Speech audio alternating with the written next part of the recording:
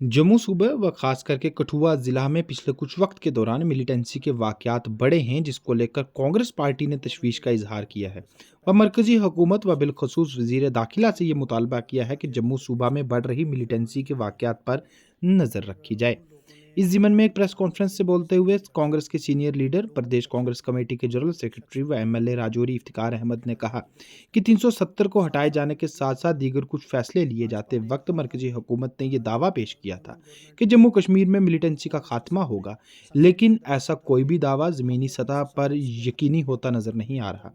और जम्मू सूबा में पिछले कुछ वक्त के दौरान मिलिटेंसी के वाकयात बढ़े हैं, जिससे न सिर्फ हिफाजती दस्ते को भी नुकसान हुआ है, बल्कि आम इंसान की जिंदगी पर भी बड़ा असर पड़ रहा है।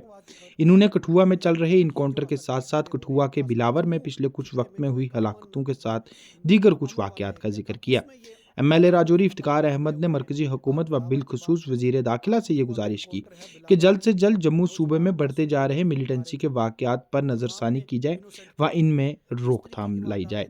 इसके साथ साथ उनका मजीद ये भी कहना था कि कहीं ना कहीं कुछ चूक हो रही है, जिसकी वजह से मिलिटेंसी के वाकयात बढ़ रहे हैं और इस तरह का नुकसान पेश हो रहा है।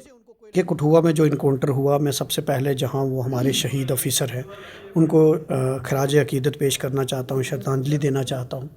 और उन लोगों ने अपनी जान पर खेल कर इस देश की रक्षा की है, हम लोगों की रक्षा की है। मैं उनको शत शत नमन करता हूं, उनको खराज अकीदत पेश करता हूं। और साथ साथ में मैं ये कहूँगा कि भाजपा ने कहा था कि जब यूनियन गवर्नमेंट में होम मिनिस्टर साहब ने संसद के अंदर कहा था कि हमने 370 इसलिए ख़त्म किया क्योंकि हमने आतंकवाद की कमर तोड़नी है।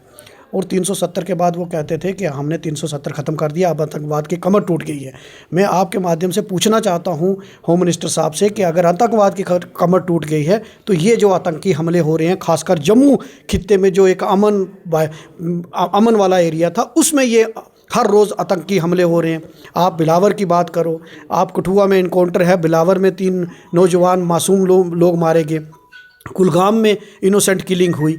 इस तरीके की वारदातें दिन प्रतिदिन बढ़ती जा रही हैं। और ये नया जम्मू कश्मीर भाजपा ने बनाया है, जिसमें उनको जम्मू कश्मीर की से प्यार है, लेकिन सिर्फ ज़मीन और रिसोर्सेज से, लोगों से उनको कोई लेना देना नहीं।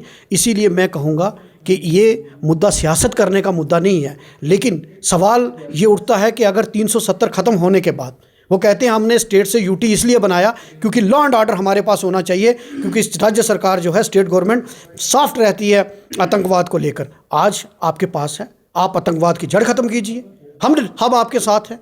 लेकिन सिर्फ आप चुनावी जुमले मत बोलिए, ज़मीन पर इसको इम्प्लीमेंट कीजिए ताकि हम और ज़्यादा लोगों को ना खोएं, और ज़्यादा बहनों के भाई उनसे जुदा ना हो, माँओं के बेटे उनसे जुदा ना हो। इस पर राजनीति ना करके एक ठोस पॉलिसी बनाई जाए ताकि आतंकवाद को ख़त्म किया जा सके। जम्मू सूबे में बड़े मिलिटेंसी से वाकयात हुए हैं, कठुआ में काफ़ी मासूम लोगों की जान गई, किश्तवाड़ में भी ऐसे ही हालात हुए हैं, राजौरी पुंछ में भी बीते कुछ सालों से ऐसे हालात हैं। क्या लगता है जम्मू सूबे में मिलिटेंसी दोबारा पनप गई है और हुकूमत फेल रही है इसको चेक करने में? देखिए, होम मिनिस्ट्री का खोखले जो वादे थे वो बिल्कुल सामने आ चुके हैं। ये कहते थे, एलजी एडमिनिस्ट्रेशन कहती थी कि हम आतंकवाद का खात्मा कर रहे हैं और 370 ही आतंकवाद का जड़ थी। आज साबित हो गया 370 तो ख़त्म हो गया। अब भी अगर आतंकी हमले हो रहे हैं तो कहीं ना कहीं सिक्योरिटी जो लैप्सेस है, और ये होम मिनिस्टर का फेलियर है। होम मिनिस्टर साहब को सीरियसली कंसीडर करना चाहिए, देखना चाहिए कि कहाँ गलती हो रही है, जिसकी वजह से मासूम लोगों की जानें जा रही हैं, इनोसेंट किलिंग हो रही है। इन सब पर एक इन्वेस्टिगेशन होनी चाहिए, एक इंक्वायरी होनी चाहिए ताकि लोगों को इंसाफ मिल सके।